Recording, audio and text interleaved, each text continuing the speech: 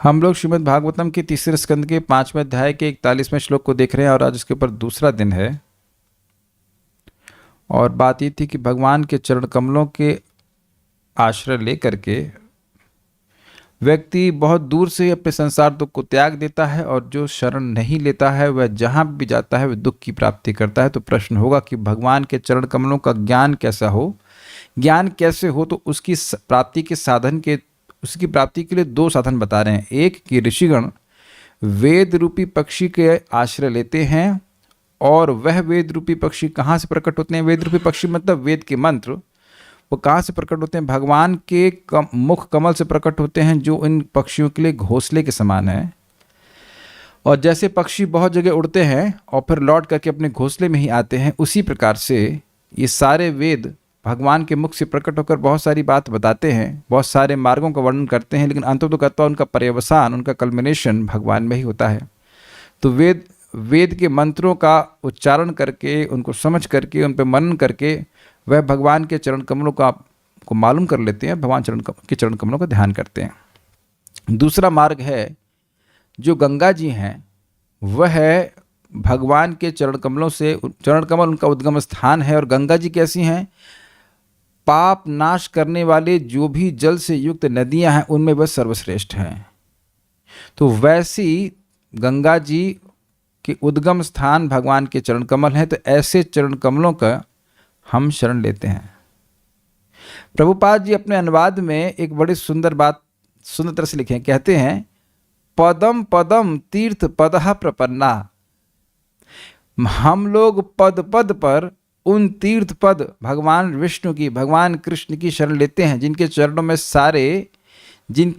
में सारे तीर्थ हैं, उनकी हम पद पद पर शरण लेते हैं। मतलब every moment we are taking shelter. ये भी अर्थ प्रभुपाद जी ने अपने अनुवाद में रखा है। तो चलिए पहले श्लोक को बोल लीजिए। मार्गंति यत्ते मुख पद्मनीडैः छंदः सुपर्णैर्षयो विविक्ते। मार्गंति यत्ते मुख पद्मनीडैः छंदः सुपर्णैर्षयो विविक्ते। यस्याघमर्षोद सरिद्वरायाः पदं पदं तीर्थपदः प्रपन्नाः। यस्याघमर्षोद सरिद्वरायाः पदं पदं तीर्थपदः प्रपन्नाः। मार्गन्ति यत्ते मुख पद्मनीडैः छंदः सुपर्णैर्षयो विविक्ते। मार्गन्ति यत्ते मुख पद्मनीडैः छंदः सुपर्णैर्षयो विविक्ते। यस्याघमर्षोद सरिद्वरायाः पदं पदं तीर्थपदः प्रपन्नाः। यस्याघमर्षोद सरिद्वरायाः पदं पदं तीर्थपदः प्रपन्नाः। मार्गन्ति यत्ते मुख पद्मनीडैः छंदः सुपर्णैर्षयो विविक्ते।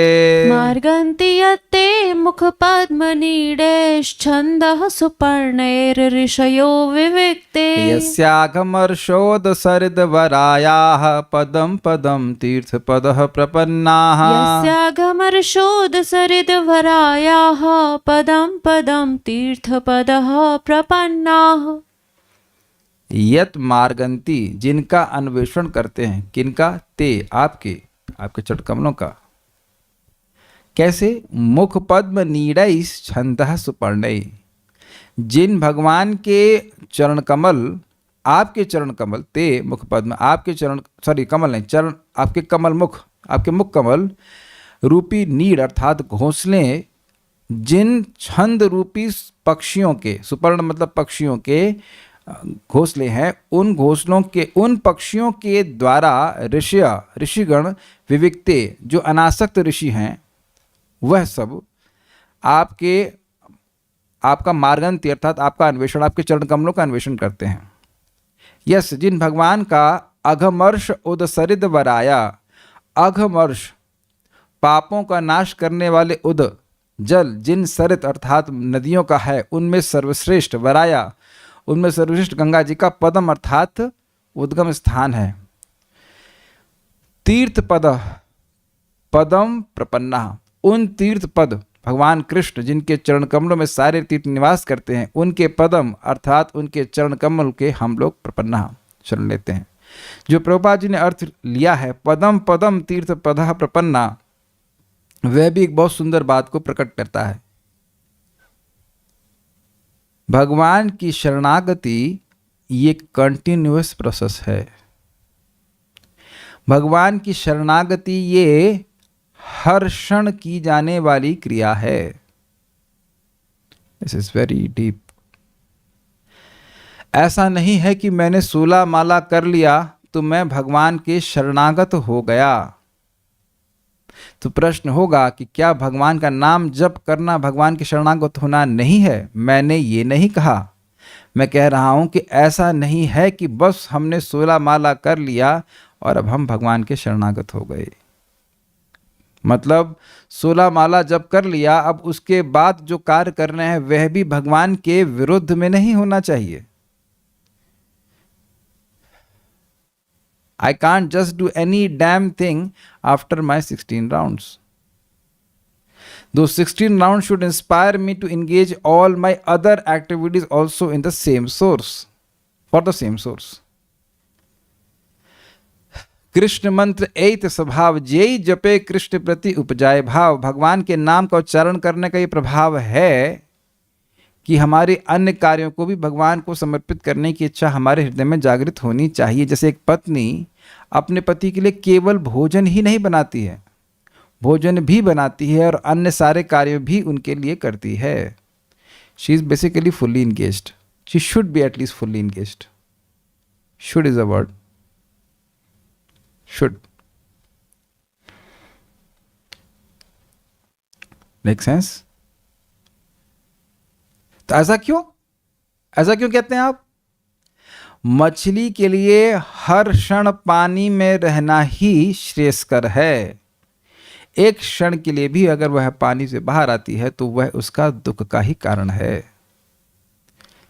ये हम लोग पहले भी इन्हीं देवताओं से सुन चुके हैं कि कोई व्यक्ति भगवान की शरण नहीं लेता है तो वह दुख ही प्राप्त करता है। यानी जिस क्षण हम मैं भगवान की शरण नहीं ले रहा हूं, अर्थात भगवान को प्रसन्न करने वाला कार्य नहीं कर रहा हूं, तो खुद को ही अप्रसन्न करने वाला कार्य कर रहा हूं, खुद ही दुख में पड़ रहा हूं। तो इसलिए पदम पदम तीर्थ पदम प्रपन्ना।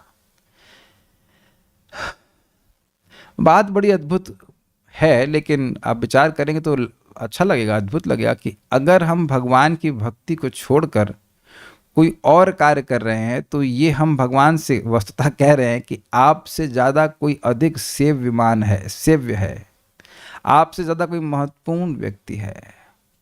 अब घबराइए मत, मैं आपको नेगेटिव जोन में नहीं डालना चाहता, क्योंकि हम लोग अब अनादिकाल से इसी भावना में थे कि भगवान से अधिक महत्वपूर्ण कोई है। तो वहाँ से धीरे धीरे करके समय लगता है, तो चेंज करने में, असली बात को समझने में टाइम लगता है। लेकिन क्या है, मछली के लिए पानी से भी अधिक कुछ भी महत्वपूर्ण है? उदाहरण तो सबको समझ में आ रहा है, लेकिन अगर अपने जीवन पे हम घटित करेंगे तो बहुत शॉकिंग लगेगा। क्या केवल भगवान की सेवा करते रहें? तो क्या मछली के लिए मछली कभी प्रश्न करती है ऐसा कि क्या हमेशा पानी में रहें, पानी से बाहर नहीं निकले? अरे अपने लिए भी कुछ समय होना चाहिए कि नहीं? हमेशा पानी में रहते रहेंगे, हमेशा पानी में चलते रहेंगे? कभी आप लोग कभी प्रश्न किए भाई ये धरती में रहने से कब छुट्टी मिलेगी? एनीवन? धरती पे चलने से बोर हो गए हो आप? कभी बोर होते हैं? उसी धरती पे चल रहे हैं ना? या सांस लेते हुए बोर हो गए हो? यार बचपन से सांस ले रहे हैं, जब से पैदा हुए एक दिन छुट्टी नहीं मिल रही है, सांस ली जा रहे हैं, सांस ली जा रहे हैं। सांस नहीं लेना, एक सांस भी छोड़ देना, ये तो अपने ही दुख का कारण है ना। तो पदम पदम वयम सर्वे प्राणा प्रपन्न है कि नहीं? अपने प्राणों को प्रपन्न है कि नहीं? अपने प्राणों की शरण ले रहे हैं कि नहीं ले रहे? कि प्राण छूटने नहीं चाहिए, प्राण की सेवा होनी चाहिए, सांस लेते रहना चाहिए। As soon as we don't serve Krishna, we are suffering. Not that we will suffer, we are suffering. मैं दुखी हूं, अगर भगवान की सेवा नहीं कर रहा हूं तो मैं दुखी हूं। भगवान की सेवा के प्रारूप अलग अलग हो सकते हैं। जैसे आज ही मैं कुछ कुकिंग कर रहा था और उसी में प्रभुपाद कहते हैं, आप लोग जानते हैं ये जो भगवान की कुकिंग कर रहे हैं ये भी सारे दुनिया के पुण्य कर्मों से श्रेष्ठ है। वाह! अब मैं बड़ा उत्साहित था, हमने कहा पसीना पोछा, हमने कहा और चला। दिस इज द, ये दिखता तो है नहीं, लग रहा है कि हम भाई पसीना बह रहा है, ये हो रहा है, वो हो रहा है, लेकिन कितना बड़ा भाग्य है। तो चाहे भगवान के लिए कुकिंग हो, चाहे वो श्रवण कीर्तन हो, चाहे कुछ भी हो, तो जो उसके जितना सुनेगा उसका इस महत्व, भगवान के प्रति जो महत्व बुद्धि वो और बढ़ जाएगी, तो आग्रह से करेगा। बात ये है। चलिए तो हम आगे पढ़ते हैं। हमको बड़ा अच्छा लगा था, पदम पदम तीर्थ पथा प्रपन्ना। ये प्रभुपाद जी के अनुवाद से मैं समझ रहा हूँ इसको। देखिए अन्वय प्रभुपाद अनुवाद में लिखे हैं, हाँ, उनमें से कुछ सर्वश्रेष्ठ नदी गंगा में शरण लेकर पद पद पर आपके चरण कमलों की शरण ग्रहण करते हैं। तो पदम पदम तीर्थ पदा प्रपन्ना। हम लोग सारार्थ दर्शनी पढ़ते हैं।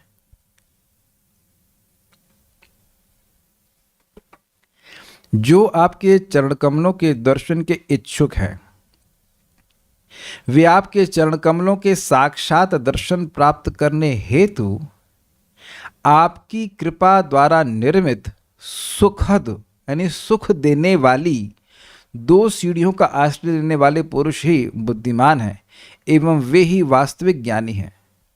हम आपके चरण कमलों में प्रपन्न हुए हैं, जो एक तीर्थस्थल हैं एवं मुनियों द्वारा सदा खोजे जाते हैं। खोजे होना चाहिए, खोजे जाते हैं। बड़ी सुंदर बात है। लोग कहते हैं कि हम भगवान को देखना चाहते हैं, तो तुम भगवान को अपनी शक्ति तो तुमसे देख नहीं सकते हो, लेकिन भगवान को देखने का मार्ग भगवान स्वयं दे रहे हैं, और वह सुख रूप मार्ग है।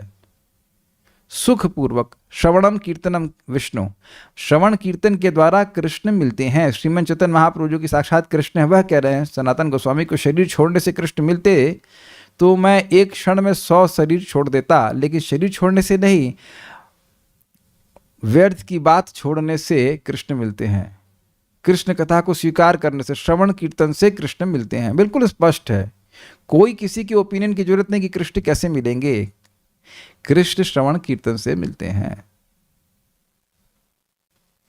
तो यहां पे बता रहे हैं कि भगवान ने कृपा करके कि उनकी प्राप्ति, भाई जीव तो खुद कर नहीं सकता, वो जानते हैं, तो जीव को भगवान की प्राप्ति हो जाए, भगवान का दर्शन हो जाए, तो भगवान ने 2 मार्ग स्वयं ही बताए हुए हैं जगत में।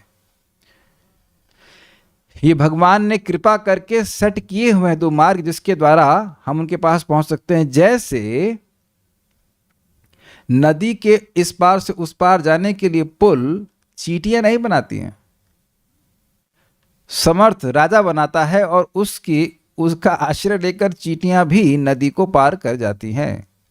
तो ये राजा की कृपा है। ये तो भी राजा चींटियों के लिए नहीं बनाता है, लेकिन बात बोली जा रही है। उसी प्रकार से हम सब लोग की खुद का कोई सामर्थ्य, खुद का पथ बनाकर भगवान की प्राप्ति कर ही नहीं सकते। चलिए बताइए क्या पथ है भगवान की प्राप्ति का। अरे भगवान हैं भी या नहीं, यह भी नहीं जान पाएंगे श्रवण कीर्तन के बिना। मिलने की तो बात छोड़िए। तो भगवान ने कृपा करके 2 सीढ़ियां बताई हैं, और वो सीढ़ियां क्या हैं? वेद यानी श्रुति का मार्ग, वेदों को श्रवण कीर्तन का मार्ग, और दूसरा है गंगा जी का आश्रय लेने का मार्ग। वे किस साधन द्वारा उन्हें खोजते हैं? वे आपके मुख प्रदेश के घोंसले में आसीन वेद रूपी पक्षियों द्वारा खोजते हैं। अब इसकी व्याख्या मैं नहीं कर रहा हूं, कल समझाया था इसको।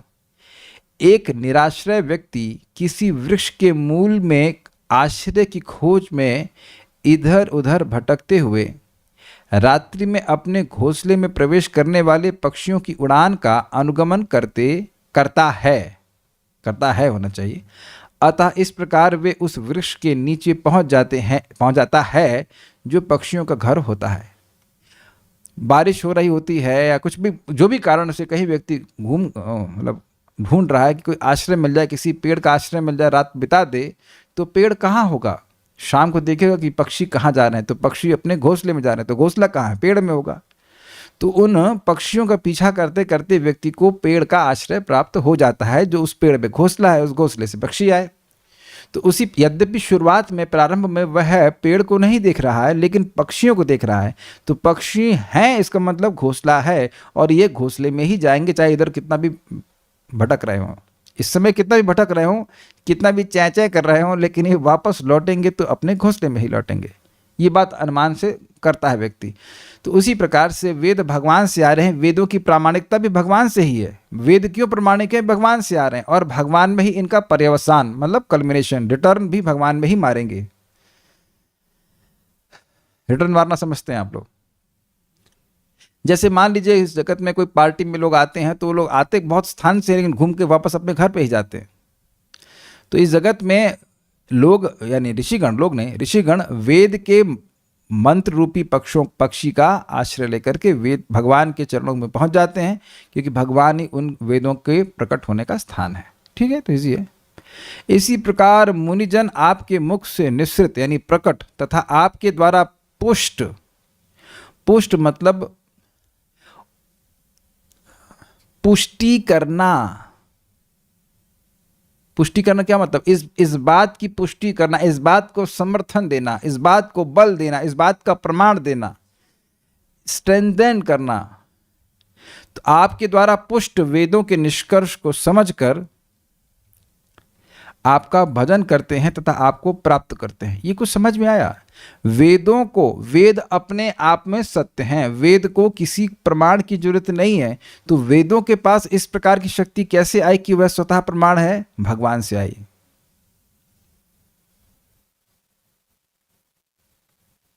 यज्ञ कर्मोद्भवम विद्धि ब्रह्माक्षर कर्म समुद्भवम, यज्ञ कर्मोद्भवम विद्धि ब्रह्माक्षर यज्ञ समुद्भवम, भूल रहा हूं, तस्मात् अक्षरम ब्रह्मन नित्य यज्ञ प्रतिष्ठितम, कैसे करके श्लोक है भगवद गीता। अन्नात् भवन्ति भूतानि पर्जन्यात् अन्न संभवः यज्ञात् भवति पर्जन्या यज्ञो कर्म समुद्भवः कर्म ब्रह्मोद्भवम विद्धि है। कर्म ब्रह्मोद्भवम विद्धि ब्रह्माक्षर समुद्भवम तस्मात् सर्वगतम ब्रह्मन नित्य यज्ञ प्रतिष्ठितम। कर्म ब्रह्मोद्भवम विद्धि, यज्ञ कर्म से प्रकट होते हैं और ये समझो कि कर्म ब्रह्म से अर्थात वेद से प्रकट होते हैं। भगवान गीता में बताते हैं कर्म वेद से प्रकट होते हैं, ब्रह्म से। कर्म ब्रह्मोद्भवम विद्धि, ये समझो, ये जानो कि कर्म जितने भी विहित कर्म है ब्राह्मण क्षत्रिय वैश्य शूद्र आदि के, वह सब कहाँ से प्रकट होते हैं? वेद बताता है कि तुम ब्राह्मण हो, तुम्हें यह करना चाहिए। तो ब्राह्मणों की अब ये कोई दम नहीं कह दें वेद को कि तुम कौन हो हमें बताने वाले। कुछ समझ में आया? किसी क्षत्रिय की दम नहीं है जो वेद मानता है, जो शास्त्र के अनुसार चल रहा है, कि कह दे तुम्हारे पास ये क्या सामर्थ्य है, ये क्या प्रमाण है भाई साहब वेद कि क्षत्रियों को युद्ध में पलायन नहीं करना चाहिए। जो वेद में बात लिखी है उसकी पुष्टि, उसका समर्थन, उसको समर्थन कहां से मिलता है? भगवान से मिलता है। क्या प्रमाण? गीता में हम सुन रहे हैं कर्म ब्रह्मोद्भवम विद्धि ब्रह्म अक्षर समुद्भवम। कर्म ब्रह्म अर्थात वेद से प्रकट होते हैं और ब्रह्म अक्षर अर्थात भगवान से प्रकट होते हैं, जिनका कभी क्षय नहीं होता है। इसका क्या प्रमाण है? भगवद गीता प्रमाण है, वेद प्रमाण है। इसको समझ पा रहे हैं कि वेद को पुष्टि कहाँ से मिलती है? जैसे समझिए, मैं यहाँ कुछ बात कहता हूँ प्रवचन में, तो मैं क्या कहता हूँ? देखिए प्रभुपाद जी इस प्रवचन में ऐसा कहते हैं, तो मेरी बात को पुष्टि मिलती है कि नहीं मिलती है? मैं जब कुछ कहता हूँ, मैं कहता हूँ देखिए गीता, अभी मैं बोल रहा हूँ तो गीता से कोट करके बोल रहा हूँ, तो मेरी बात का पोषण या स्ट्रेंथनिंग हो रही है भगवद गीता के अनुसार। जैसे मान लीजिए कभी चालान कटा हो, तो जो व्यक्ति चालान काटा है वो पान वाला नहीं होता है। पान वाला आपका चाहे आप कितनी भी स्पीड पर चलाएं, पान वाले के पास ये सामर्थ्य नहीं है कि वह आपका चालान काट दे। तो चालान काटने वाले की पुष्टि कहाँ से हो रही है? सरकार उसको पुष्टि दे रही है। इज अ पर्सन, सरकार एक व्यक्ति भी है, मतलब उसके पीछे व्यक्ति है। तो भगवान से वेद प्रकट हुए हैं, ये कह रहे हैं। आपके वेद प्रकट हुए और भगवान ही उन वेदों को प्रामाणिकता देते हैं। क्योंकि भगवान से प्रकट हुए हैं इसलिए वेद स्वतः सिद्ध प्रमाण है, उनको कोई और प्रमाण की जरूरत नहीं है। ठीक है। इसी तरह मुनिजन आपके मुख से निसृत तथा आपके द्वारा पुष्ट वेदों के निष्कर्ष को समझकर आपका भजन करते हैं तथा आपको प्राप्त करते हैं। तो यह प्रथम सीढ़ी है। समझ में आया? वेदों का निष्कर्ष है कि भाई भगवान को समझना चाहिए। वेदेश सर्वेर अहम एव वेद्यो, तो फिर भगवान को समझना चाहिए। अगर वेद का निष्कर्ष है तो हम कैसे समझेंगे? तो दूसरा निष्कर्ष है भक्त्या माम अभिजानाति, भक्ति के द्वारा भगवान समझ में आते हैं, बिल्कुल बढ़िया से समझ में आते हैं। तो वेद का निष्कर्ष क्या हो गया? भगवान की भक्ति करना। तो जिसको ये बात समझ में आ गई वो भगवान की भक्ति करता है। सिंपल। ये प्रथम सीढ़ी है। तथा अब द्वितीय सीढ़ी का वर्णन किया गया है। हम आपके चरणों का आश्रय लेते हैं जो सरिताओं में श्रेष्ठ यानी वराया अर्थात गंगा जी के भी उद्गम स्थान है, जिनका जल समस्त पापों का नाश करने वाला है। इसका अर्थ है कि गंगा की पूजा करके वे आपके चरणों को प्राप्त करते हैं जो गंगा के उद्गम स्थान है। गंगा जी के बारे में आज मुझे कुछ और इन्फॉर्मेशन मिली, मैं शेयर भी करी थी। 8 स्कंद 8 21वें अध्याय 4था श्लोक, उसके ऊपर ये चक्रवर्ती पाद की टीका है। तो बड़ा सुंदर कहते हैं कि जब भगवान वामन देव ने गंगा जी को ब्रह्मांड को नापने के लिए अपना पांव बढ़ाया तो पांव उनका ब्रह्मलोक तो पहुंच गया। तो जो ब्रह्मा जी का कमंडलू है उससे उन्हें भगवान के चरण धोए, भगवान वामन देव के। तो जो चरण धोए वह गंगा हो गया। लेकिन 5वें स्कंद में कहा गया है कि जब भगवान वामन देव ने ब्रह्मांड को फोड़ दिया था तो जो कारण सागर का जल था वह अंदर आ गया, तो उसको गंगा कहते हैं। और कहीं कहीं यह भी कहा जाता है कि गंगा जी साक्षात भगवान का लिक्विड फॉर्म है, मतलब द्रव्य रूप है। That is very amazing. और इसको मैं पढ़ा हूं कहीं, ब्रह्म द्रव गात्री। ये स्वयं श्रीमन चैतन्य महाप्रभु ने चैतन्य चरितामृत में गंगा जी की उपासना करी है। ब्रह्म द्रव गात्री।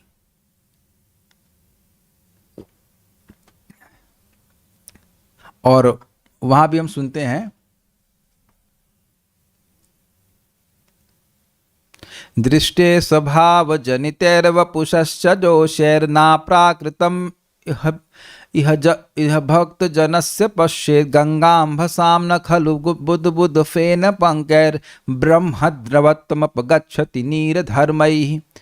तो गंगा जी को ब्रह्म द्रव कहा जाता है। ब्रह्म मतलब भगवान, तो भगवान का ही लिक्विड फॉर्म है गंगा जी। तो वहां उन्होंने बताया कि ये तीनों का ही समृद्ध स्वरूप है गंगा जी। क्या याद हो रहा है कुछ? ब्रह्मा जी के कमंडलू से जो जल भगवान के चरण कमल को धोया वह गंगा जी हैं। भगवान के चरण कमल को धो करके कारण सागर का जल आया, क्योंकि भगवान के चरण कमलों ने अंगूठे ने ब्रह्मांड को फोड़ दिया था, तो वह भी गंगा जी हैं। और साक्षात गंगा जी भगवान नारायण का द्रव्य स्वरूप है, लिक्विड फॉर्म है। ये यमुना जी के लिए आ रहा है ना, चिदानंद भानो सदानंद सुनो परम प्रेम पात्री द्रव ब्रह्म गात्री। तो यमुना जी गंगा जी एक ही हैं, वो कोई अलग बात नहीं है, लेकिन बात इसी तरह की है। अभी मैं रेफरेंस एग्जैक्टली नहीं दे पा रहा हूँ, लेकिन मैंने पढ़ा है ये कि गंगा कहाँ पढ़ा एकदम याद नहीं आ रहा, लेकिन चक्रवर्ती पाद कह रहे तो सत्य है कि गंगा जी भगवान नारायण का ही लिक्विड फॉर्म है। देखिए समझने में कोई कठिनाई नहीं होगी। भगवान का नाम स्वरूप है, भगवान का वांग्मय स्वरूप है श्रीमद् भागवतम, भगवान का विग्रह स्वरूप है, तो इनका लिक्विड स्वरूप है गंगा जी। मुझे अभी याद नहीं आ रहा है कि मैंने कहाँ पढ़ा है, चैतन्य भागवत में पढ़ा है या कहाँ पढ़ा है, एकदम याद नहीं आ रहा है।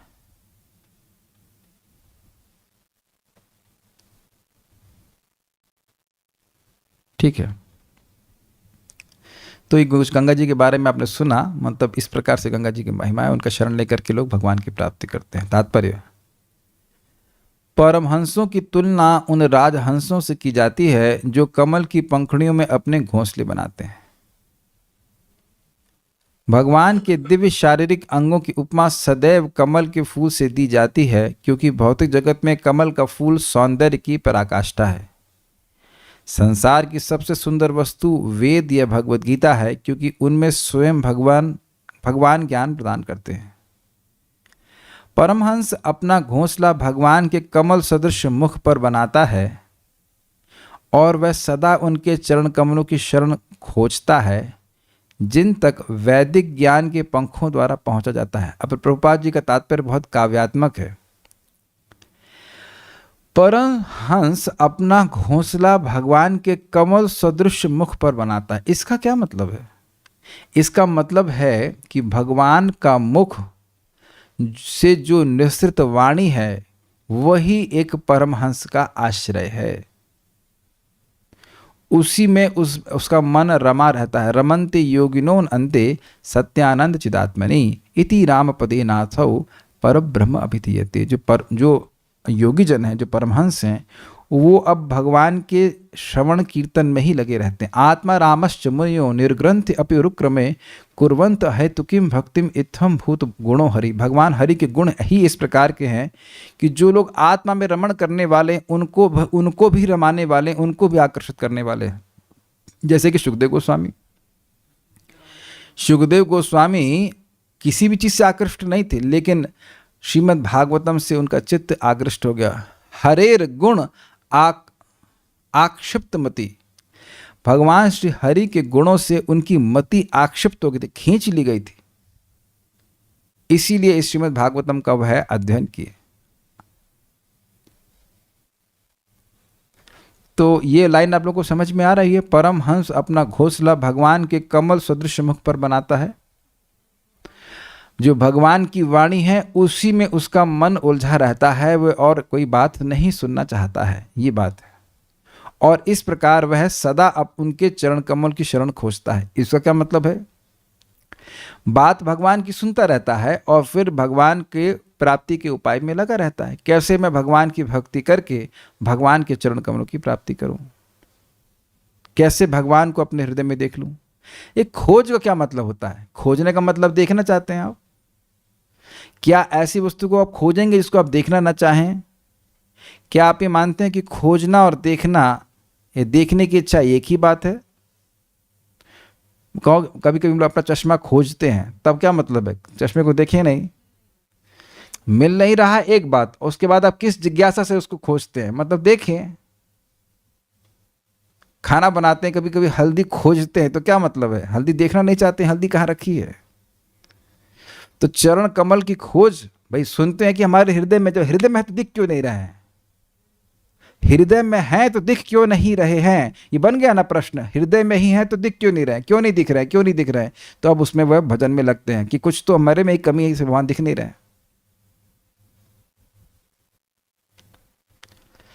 एक और बड़ी गंभीर बात है, खोज उस वस्तु की जाती है जिसके प्रति ये विश्वास हो कि वो है।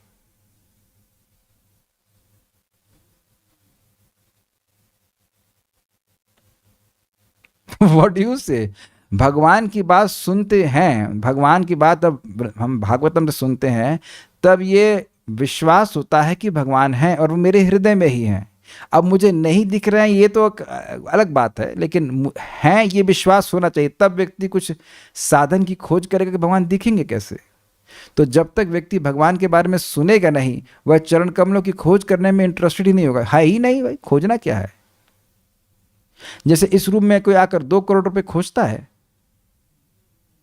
2 करोड़, हम ये 2 करोड़ रुपए रखे हैं क्या? सही कह रहे हैं, 2 रुपए नहीं मिलेगा, 2 करोड़ की बात करते हैं आप। Very interesting. तो वही लोग भगवान की खोज में लगते हैं, जो चरण कमलों की खोज में लगते हैं, जो भगवान के बारे में सुनते हैं।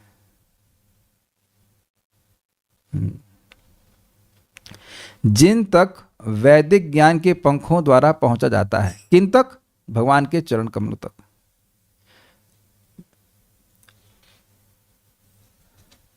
जिस वस्तु के द्वारा ही किसी स्थान की प्राप्ति हो, उस साधन को कभी छोड़ भी दिया जाता है। मान लीजिए किसी को पंख होते तो उड़ आता मैं I don't know to sing the song, लेकिन पंख यानी कि वैदिक पंख होते तो मैं आपके पास आ जाता। मतलब क्या है? अगर वैदिक ज्ञान नहीं है तो भगवान की प्राप्ति नहीं होगी। वैदिक मतलब भागवत। तत्श्रद्धाना मुनयः ज्ञान वैराग्य युक्तया पश्यन्ति आत्मनि चात्मानं भक्त्या श्रुतगृहीतया। तत्श्रद्धाना, उस तत्व की जो ब्रह्म परमात्मा भगवान, उस तत्व को जानने की इच्छा से, अतीव दृढ़ इच्छा से युक्त व्यक्ति, तत्श्रद्धान मुनयो, मुनयो मतलब मननशील, लेकिन फर्जी का मननशील नहीं, क्योंकि लोग भोगों में मनन कर ही रहे हैं। प्रपात कहते हैं फालतू के मननशील नहीं, लोग तो भोग ही रहे हैं। अरे केक ऐसे बनाया था, अब और अच्छा केक कैसे बनाऊं, तो ये मननशीलता है, बट इज यूजलेस मननशीलता।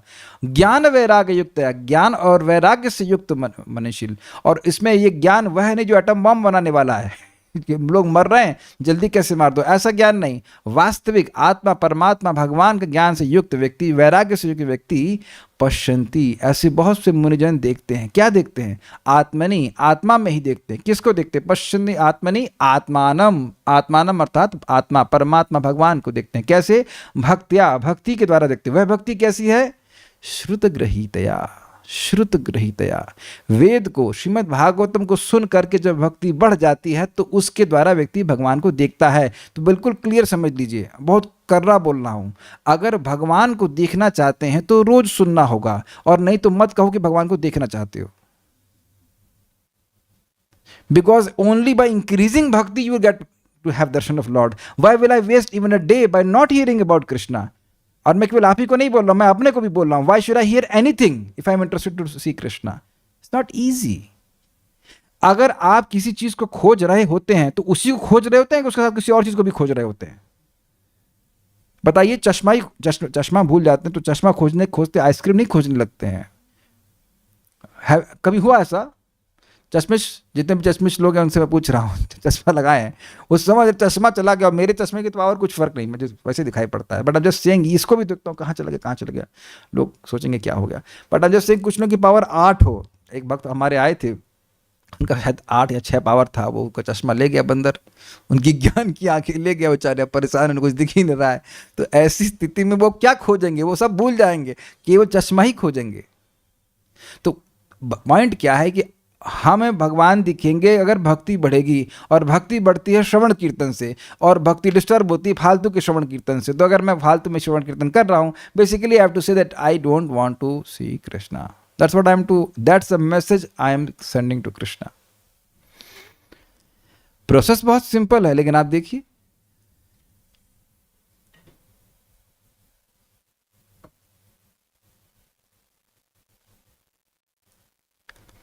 मैं यहाँ पे भक्तों की सराहना भी कर रहा हूँ, थोड़ी सी भर्सना, हल्की सी भर्सना कर रहा हूँ, लाइट थोड़ी सी, कि देखिए जिन लोगों को भागवत में रुचि है वह मुझसे यहाँ प्रैक्टिकली सामने आकर के सुन के ही, सामने आके सुनते हो, ऐसा जरूरी नहीं है।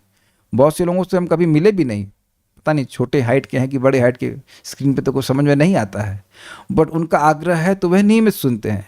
और कुछ लोग कहते हैं हम जब सामने आएंगे तभी सुनेंगे, तो खाना भी तभी खाएंगे जब मेरे सामने आएंगे। आप सामने आए या ना आए, वो क्या फर्क पड़ा, पर खाएंगे तो जरूर। Is it not? So think about your own standard of eagerness. हर व्यक्ति को एस्टिमेट करना चाहिए। भाई ऐसा तो नहीं कहा जा रहा है कि आप 6-7 घंटे पढ़िए कुछ, लेकिन 1 घंटा तो समय निकालना चाहिए, तब ना आपको कहा जाएगा, हमको कहा जाएगा कि हम भगवान को देखना चाहते हैं। क्योंकि देखिए विज्ञान है, अगर मैं कहूँ प्यासा हो तो को पानी नहीं, पानी की नहीं चाहिए, और पानी पीऊंगा ना,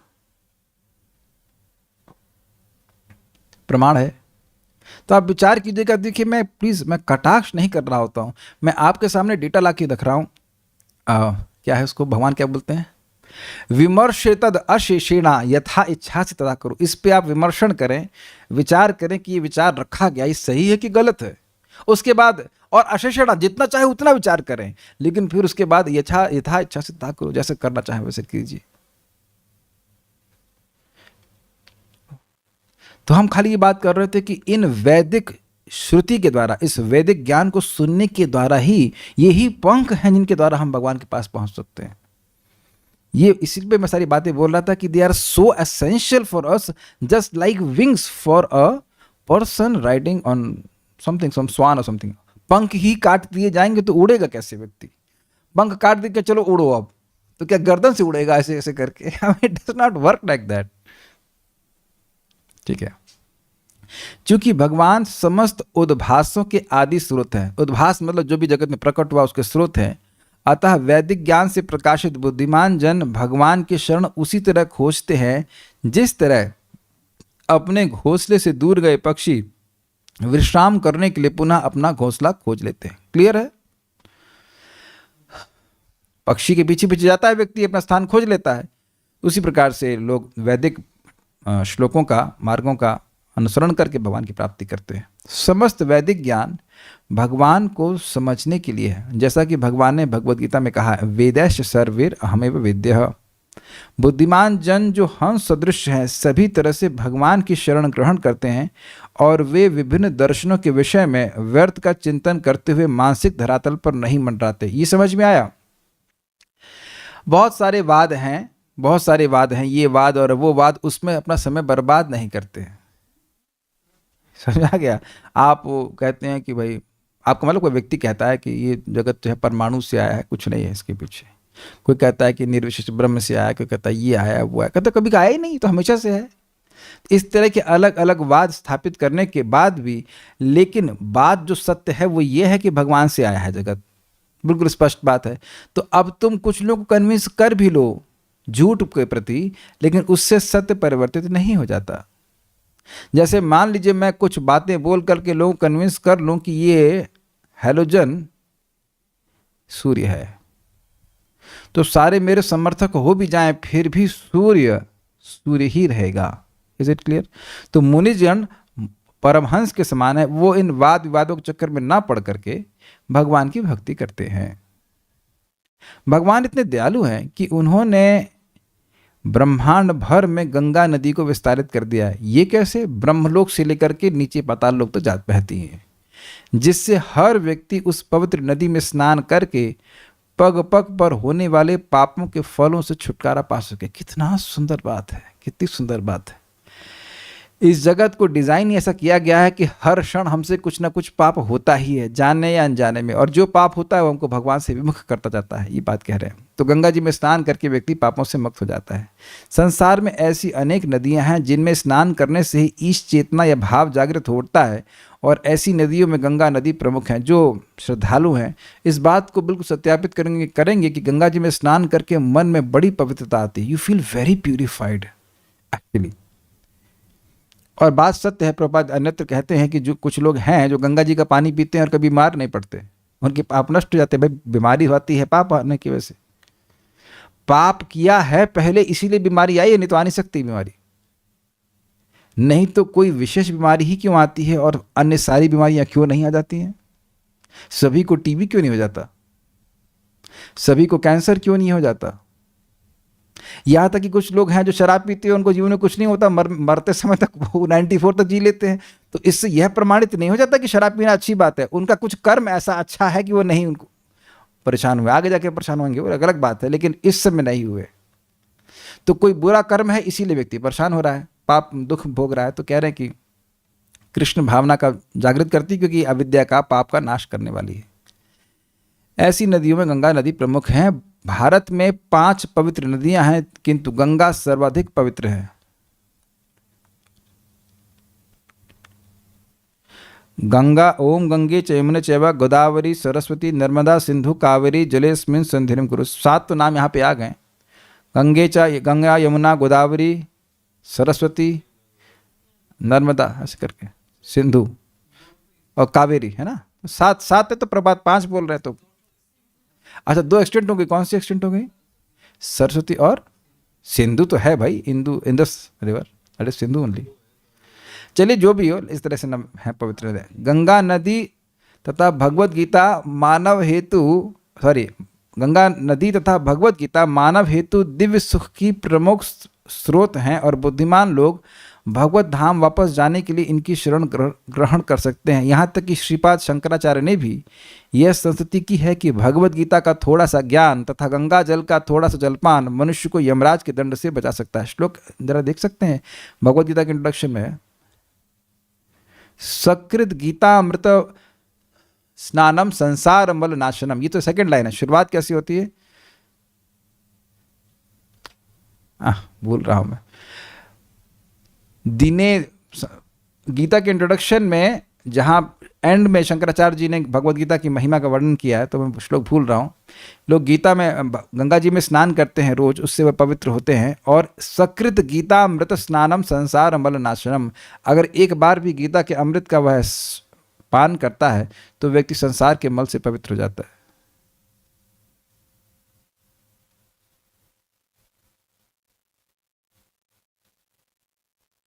मलम मोचनम पुंसाम जलम स्नानम दिने दिने, ऐसे करके श्लोक है। सकृत गीतामृत स्नानम संसार मल नाशनम, अपने बाह्य अपवित्रता से पवित्र होने के लिए व्यक्ति गंगा जी में स्नान करता है, जल से स्नान करता है। और इसी प्रकार से यदि गीता के अमृत का एक बार भी स्नान करता है तो संसार के मल से मुक्त हो जाता है। दिखाइए क्या है।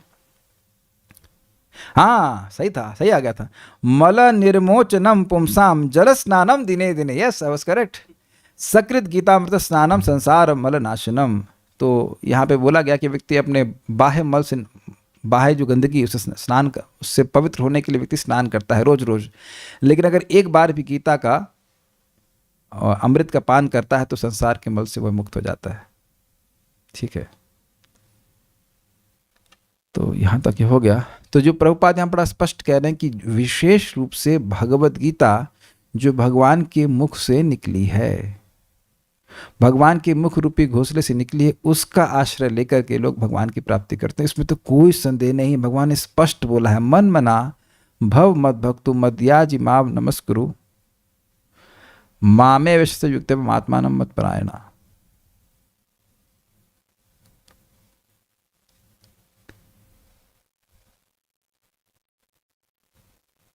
अच्छा, एक भक्त श्लोक भेजे हैं, भगवत गीता किंचित धीता, अगर भगवत गीता को थोड़ा सा भी पढ़ता है, गंगा जला लवनिक पीता।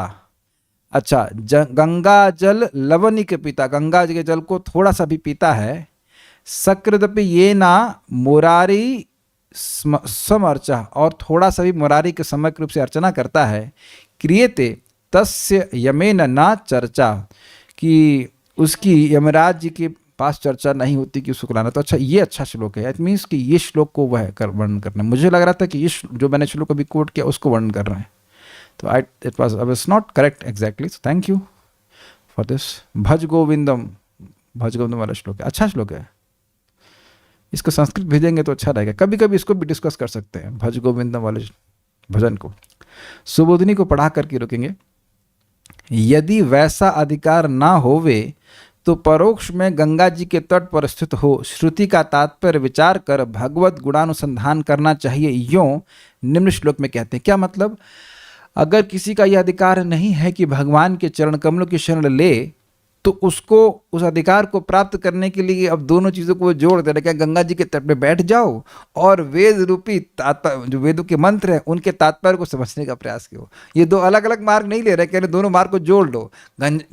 क्या गंगा जी का तट हो तो गंगा जी का तट हो और भगवत गीता का जो वेद के तात्पर्य है उनको समझने का प्रयास कीजिए, ज़्यादा फायदा मिलेगा।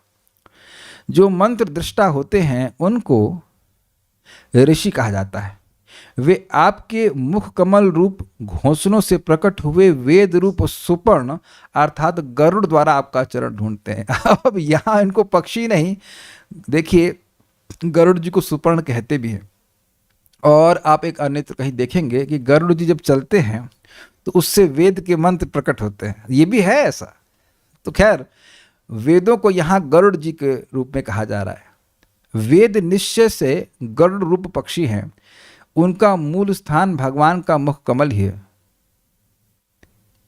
मतलब वेद प्रकट हो रहे हैं भगवान के मुख कमल से। कैसे? इधर देखिए, जैसे कमल पर मकरंद आदि के पानार्थ पक्षी आकर बैठते हैं, वैसे इनका भी तो यह नीड़ ही है। मतलब भगवान, जैसे कि जो कमल, जो पक्षी आदि हैं, वह कमल के मकरंद का जो उसका रस है उसका पान करने के लिए वहाँ बैठते हैं। तो उसी प्रकार से भगवान के मुख कमल वेद रूपी पक्षियों का निवास स्थान है। वह भगवान के मुख कमल से निसृत जो प्रकट मकरंद है उसका आस्वादन करने के लिए वेद रूपी पक्षियों बैठते हैं। ये काव्य है, इंजीनियरिंग नहीं है। काव्य की तरह समझिए इसको। वेदों का पक्षी रूपत्व श्रुतियों से सिद्ध ही है। वेद पक्षी रूप है, ये श्रुति कहती है। क्या? छंदांसी रथों में भवत, इस श्रुति में वेदों को रथ कहा गया, यानी वेद रूपी रथ पे चढ़कर व्यक्ति चल सकता है। दूसरा, छंदांसी स्वपर्णयाः, इस श्रुति में वेदों को सुपर्ण पद से गरुड़ रूप कहा गया है। अब दोनों को जोड़ दीजिए, यानी कि श्रुतियां वेद भी हैं और श्रुतियां रथ भी हैं। और गरुड़ जी किसके रथ हैं? भगवान के रथ हैं। गरुड़ पर भगवान विराजते हैं, इसलिए उसकी लोक पे प्रसिद्धि हुई है। इसी प्रकार वेदों में भी भगवान विराज रहे हैं, ऐसे उन्होंने लिंक किया है। हाँ, इसलिए ये वेद भी प्रसिद्ध हैं कि ये भगवान को धारण किए रहते हैं, इन पे भगवान विराजमान रहते हैं। स्पष्ट है। कहाँ विराजमान रहते हैं फिर? नहीं, अगर वेद में रहते हैं, वेद के ही द्वारा तो आपको मालूम चलता है कि भगवान हैं। वेद कहाँ रहते हैं? भगवान वेदेश सर्वे अहमेव वेद्य, आप भगवान को वेद के द्वारा ही जान सकते हैं और किसी तरह से नहीं जान सकते। वेद के ज्ञान के द्वारा ही भगवान जाने जाते हैं, नहीं तो नहीं जाने जाते। जैसे आप सुनते हो कि भाई भक्त्या माम अभिजानाति, भक्ति के द्वारा मुझे जानो, तो कहाँ से जानते हैं श्लोक को? भगवत गीता से। भगवत गीता किसका भाग है? महाभारत का।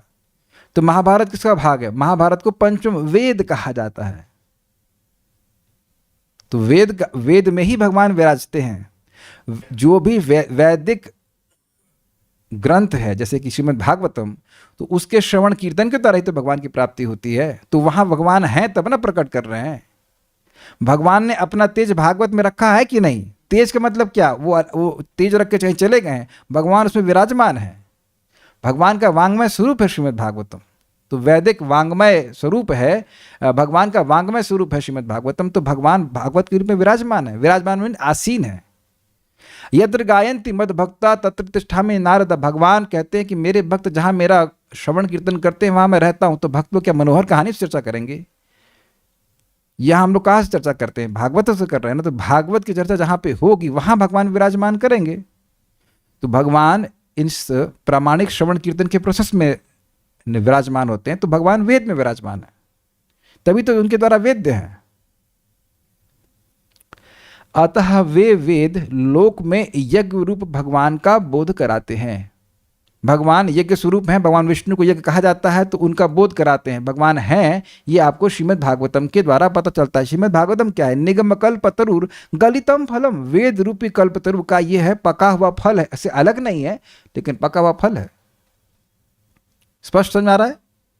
श्रीमद् भागवतम के द्वारा बोध हो रहा है ना कि भगवान कौन है, तो वेद बोध कराता है भगवान का। ऋषि ही मंत्र दृष्टा हैं, जिससे वे मंत्रों को जानते हैं। मंत्र उनको रिवील किए जाते हैं। इस प्रकार गंगा के तट पर स्थिति करने से भगवान अपने चरणों की प्राप्ति कराएंगे। मतलब गंगा जी के तट पे बैठो और बीड़ी मत फूको, जैसे कि देखा जाता है लोग बीड़ी फूकते हैं या वो लोटे बेचते रहते हैं, उससे भगवान की प्राप्ति नहीं होगी। अपितु वहां बैठ करके वेद पढ़ो, ये कहने का अर्थ है। बताया जाता है कि आप गंगा जी के तट पर, यमुना जी के तट पर बैठ के जप करते हैं तो बहुत अधिक 1000 गुना अधिक लाभ प्राप्त होता है। It's a fact. इस कारण से एकांत में एकाकी होकर ही रहा जाता है। यदि बहुत होवे तो चरणों की प्राप्ति नहीं होती, कारण कि बहुत होने पर भगवत गुणानुसंधान आदि चिंतन नहीं हो सकता है। आप कहेंगे प्रभु जी यहाँ तो आप लोग सब इकट्ठा होकर भगवान के बारे में बात कर रहे हैं। तो देखिए, एकांत का मतलब ये है कि जिन सबका एक अंत हो, एक गोल हो। हम सभी लोग इस समय इस श्लोक को, इस भागवत को समझने का प्रयास कर रहे हैं। ऑब्वियसली कुछ लोग यहाँ पे नौकरी भी कर रहे हैं, मतलब जो और पेपर पे साइन भी कर रहे हैं, तो ठीक है, वो कुछ हैं जो हैं। लेकिन जो बाकी लोग फ्री होकर सुन रहे हैं, उनका तो उद्देश्य यही है कि भागवतम को समझा जाए, है ना। भाई दूसरे लोग सोच रहे हैं कि दोनों जगह की धन कमा लें, भाई लौकिक धन भी कमा लें, कुछ पारमार्थिक भी काम हो जाए, तो उसे जितना उनको लाभ होता हो जाओ। हम नहीं जान रहे हैं। आप लोग शायद 2 कान है तो 2 कान लगा लेते हैं, उधर 2 कान लगा। I don't know what is the point, but it is quite possible. क्या कर सकते हैं, नहीं करने से कुछ करना अच्छा। लेकिन बात यह है कि एकांत का मतलब है there is no other point of discussion, एक अंती, जिन सबका एक लक्ष्य है। जब यहाँ मान लो हम बैठे कुछ भागवतम के बारे में बात कर रहे हैं, पिछले 1 घंटे से कोई व्यक्ति और कुछ नहीं बोल रहा है, ना ही कोई बोलने का साहस करेगा। I mean in the room also. सभी का फोकस, मेरा भी आपका फोकस यही है कि हम इस बात को सीखें। ऐसा मिलता है पूरे दिन में? तो आप देखेंगे कि पूरे दिन हम लोग इधर उधर इधर उधर किधर इधर की बात करते हैं, हमें भी करनी ही पड़ती है, ये खराब हो गया, वो खराब हो गया, इसकी चर्चा उसकी चर्चा, ये वो। तो वहां भगवान के गुणों का कितना अनुसंधान हुआ, चेक कीजिए, zero. Actually fact is zero.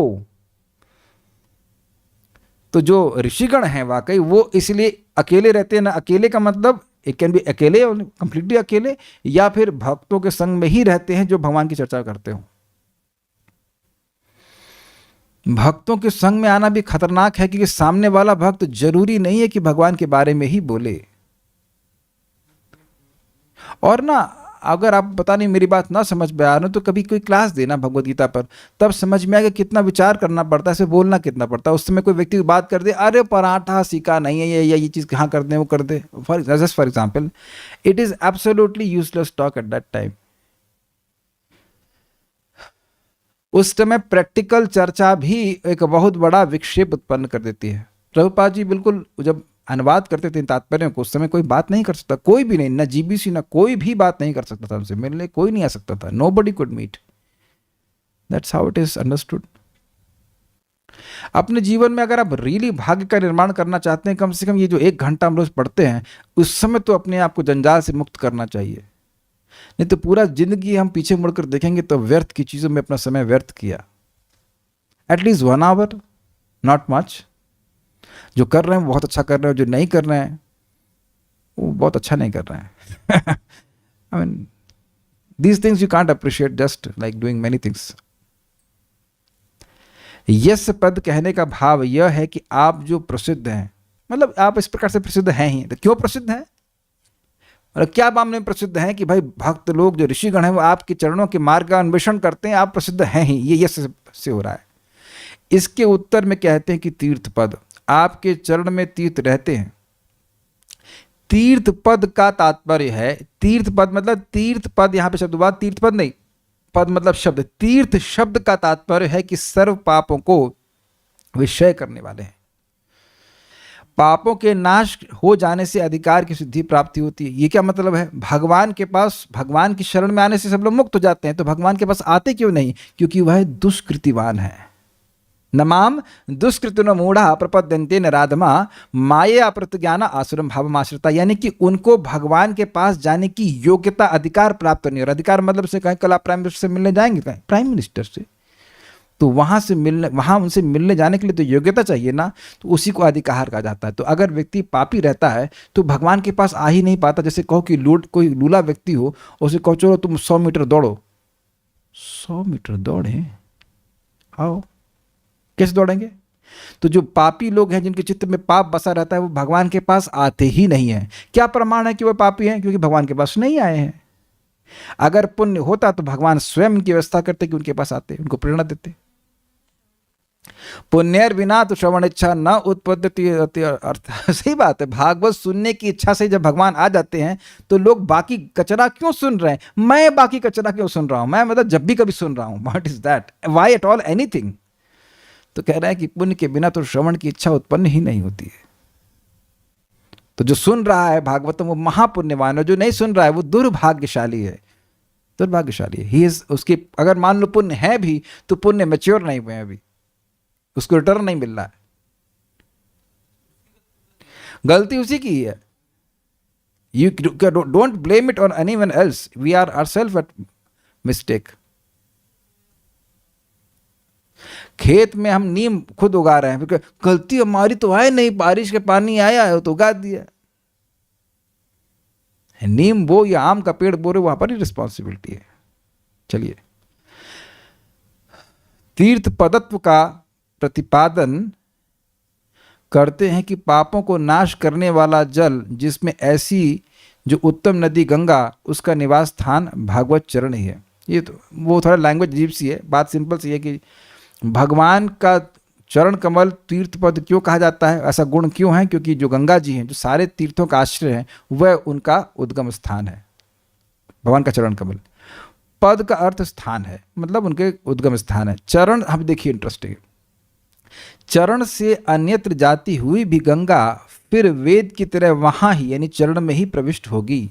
यद्यपि गंगा चरण से निकली है, ऐसा लग रहा है कि चरण से कहीं दूर जा रही हैं, लेकिन नहीं, वो लेके चरण में ही जाएंगी, वो चरण में ही जाने वाली हैं। यूं वेदों के दृष्टांत के लिए निरूपण किया गया है, यानी कि गंगा जैसे वेद भगवान से निकलकर भगवान में ही पर्यवसित होते हैं, उसी प्रकार से गंगा जी भी निकली हैं भगवान के चरण कमल से, लेकिन चरण कमल में ही पहुंचती हैं। अगर ऐसे ना समझ पाए तो सीढ़ी के रूप में पहुंची समझिए। ऊपर से कैसे सीढ़ी शुरू हो रही है तो नीचे आ रही है आपको ऊपर ले जाने के लिए। लिफ्ट यूं से नीचे आती है आपको ऊपर लेके जाने के लिए, ठीक है। जैसे भगवान के पद के संबंध से गंगा जी का महात्म्य है, यूं वेद की प्रामाणिकता भी भगवान की प्रामाणिकता से ही है, क्योंकि वेद हैं, क्योंकि भगवान हैं और भगवान से संबंध वेदों का है। ब्रह्माक्षर समुद्भवम, ब्रह्म अर्थात वेद, अक्षर अर्थात भगवान से प्रकट हुए हैं, इसलिए वेदों की प्रामाणिकता है। ये मैं समझा रहा था। उसी प्रकार से जैसे गंगा जी महत्वपूर्ण क्यों हैं, क्योंकि भगवान के चरणों से उनका संबंध है। उसी प्रकार से वेद प्रमाणिक क्यों हैं, क्योंकि भगवान के मुख से प्रकट हुए हैं, उनकी स्वतंत्र सत्ता किसी की नहीं है। ये बात इन्हें बोली है। अब हम आगे अगले श्लोकों में देखेंगे। कथा सुनते टाइम कुकिंग करने से अपराध तो नहीं होता है ना। देखिए, एक बात समझने का प्रयास कीजिए। जिस व्यक्ति ने प्रश्न किया है वो पीएचडी किए हुए हैं, तो क्या ये पीएचडी किए हैं यह भी खाना बना बना करके थीसिस लिखे हैं? दिख नहीं रहे यहाँ पे, पता नहीं कहाँ है, अभी नहीं दिख रहा है। तो शायद खाना बना रहे हैं, ठीक है, तो बनाए खाना, कोई दिक्कत नहीं। आप अपने जीवन में विचार कीजिएगा, क्या पीएचडी भी कोई कर सकता है खाना बना बना करके?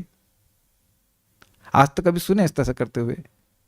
तो जीवन में किसको महत्व दिए हैं? ये पीएचडी इसलिए किए क्योंकि कुछ रोटी मिलेगी, उससे अधिक तो कुछ पीएचडी में नहीं मिलेगा। अगर मिलेगा तो मिलेगा परमानेंट हेड डैमेज। बुरा नहीं मानेगा लेकिन सत्य है। सभी इस जगत की जो भी पीएचडी है जिसका संबंध भगवान से नहीं है, वो हमारे हेड को परमानेंटली डैमेज कर देता है। ये मेरे शब्द नहीं है, ये प्रभुपाद जी के शब्द हैं कि ये जो जड़ विद्या जिसको व्यक्ति प्राप्त करता है, उसके बाद वो और भगवान पे अविश्वास करने लगता है। हम अपनी बात कर रहे हैं, मैकेनिकल इंजीनियरिंग पढ़ रहे हैं, तो उससे क्या ये समझ में आया कि कृष्ण कैसे इस जगत के ब्रह्मांडों को रचना करते हैं? कुछ तो वहाँ तो कोई वर्णन ऐसा है नहीं। You become more and more godless. Agreed? तो जिस विद्या से भगवान हृदय में आ जाएंगे, उसके लिए क्या 1 घंटा भी निकालने में कठिनाई है? तो ये आप विचार कीजिए। देखिए, आप पूरे प्रवचन में ये नहीं कह सकते मैं किसी को डांट रहा हूं। मैं कहेंगे ये क्या है, तो ये चीटिंग करते हैं, डांटते हैं, फिर बोलते नहीं नहीं, हम नहीं डांट रहे हैं। I am just giving you a food for thought. विमर्शेण अशेष, क्या विमर्शेतद अशेषेण एतद, इस पे विचार कीजिए, जितना चाहे उतना विचार कीजिए, फिर यथा इच्छासित था करूँ। ठीक है, मैं भी जब कुकिंग करता हूँ तो रिकॉर्डिंग सुन लेता हूँ, कोई कठिनाई नहीं, वो तो करना ही चाहिए, उससे और फायदा होगा। नहीं कुछ आपको क्या लगता है मैं खाना बनाते बनाते आज की कल की क्लास तैयार करूँगा? कभी आपने देखा ऐसे करते हुए? तो किसी को गवाही चाहिए तो पूछ लीजिएगा उनसे कि हम खाना बनाते बनाते करते हैं। ऐसा संभव ही नहीं है। एक एक शब्द देख रहे हैं कितना महत्वपूर्ण है। स्पेशली इस क्लास को कोई एक व्यक्ति बोल दे कि खाना बनाते बनाते समझ में आती है। मैं 1-2 रिकॉर्डिंग अपनी सुन रहा था, नहीं समझ में आ रही थी। मैं अपनी ही रिकॉर्डिंग सुन रहा हूँ तो फ्लो नहीं समझ पा रहा है, because it is not like a कहानी, it's not like a story which I am telling. समझ रहे ना बात? इस तरह से वेद का ज्ञान नहीं धारण किया है लोगों ने। तो अब आप कितना, कोई भी व्यक्ति कितना, आप अपराध की बात मत करिए, आप ये विचार कीजिए कि कितना उससे ग्रहण करना चाहते हैं। ये बात है। कुछ कह रहे थे, बोलिए। हरे कृष्ण प्रभु जी। प्रभु जी, आपने बोला कि गंगा जी जो है भगवान जी के लिक्विड फॉर्म में। यस। और फिर जब गंगा जी इस धराधाम पे भागीरथ जी ने अवतरित कर रहे, तो फिर भागीरथ जी को गंगा जी कहते हैं कि हम में सब पुण्य धोएंगे, फिर हम काम कहाँ शुद्ध होंगे? नम्रता। गंगा जी बोल रही थी कि मैं आऊंगी, सब लोग पाप धोएंगे तो मैं अपवित्र हो जाऊंगी। गंगा जी अपवित्र हो नहीं सकते हैं, केवल वह अपनी नम्रता के कारण सब बोल रही थी। वहाँ पे आप टीका में देखिएगा, she speaks out of humility. तो वहाँ भागीरथ जी कहते हैं कि भक्त लोग आएंगे और आपको स्नान करेंगे तो जो भी पाप है वो उसको नष्ट कर देंगे। लेकिन भक्त लोग तो कभी ऐसा नहीं सोचते कि मैं जा रहा हूँ जरा गंगा जी के पाप को नष्ट करने के लिए। ऐसा तो कोई नहीं सोचता है। भक्त भी जाते हैं कि अपने को हम पवित्र करें गंगा जी के स्पर्श से। आप लोग कभी गंगा जी में इसलिए स्नान करने गए कि गंगा जी बड़ी दुख में है, राम तेरी गंगा मैली हो गई? No, it is not possible. That's a wrong, absolutely blasphemous song. मैं तनी मुख से कैसे आ गया? It's absolute blasphemy. भगवान श्री कृष्ण की, भगवान के चरणों की निकलने वाली गंगा कभी अपवित्र नहीं हो सकती हैं, कभी नहीं हो सकती। वो हमेशा ब्रह्मद्रव हैं, लेकिन वो नम्रता में ऐसा कह रही हैं because she is also devotee, तो ये बोल रहे हैं। ठीक है, लोग कुछ भी इस तरह से फिल्मी गाने, पता नहीं आजकल कहाँ से ये सब आ रहा है, मेरे कहाँ से याद आ गया, लेकिन I am just saying, I was just thinking about this song some time, के मन में आया, मैंने कहा how people speak anything about Ganga ji, not knowing what Ganga ji is, she can never become contaminated. वो लोगों का उद्धार करने के लिए ही जगत में अवतरित हुई है। ठीक है, ठीक है, यहाँ रुकते हैं। श्रीमद् भागवतम की जय, श्रील प्रभुपाद की जय, निताय गौर प्रेमानंदे।